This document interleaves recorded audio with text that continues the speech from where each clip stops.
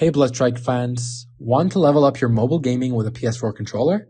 I'll show you how to connect it fast. Let's dive in. You'll need a PS4 controller, a phone with Bloodstrike installed and Bluetooth enabled.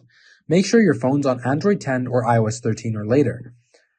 First, put your controller in pairing mode. Press and hold the PS button and share button together until the light bar flashes white. Now on your phone, go to Settings then Bluetooth. Look for DualShock 4 wireless controller in the list. Tap it to connect.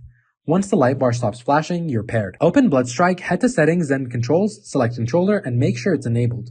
If your controller is connected, the game should detect it automatically. You might need to tweak button mappings here for the best experience.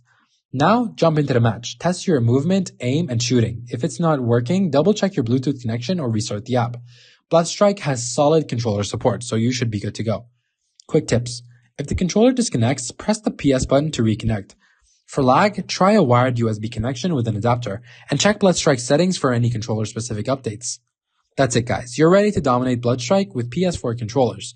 Like and subscribe for gaming tips, and I'll see you in the Battle Royale.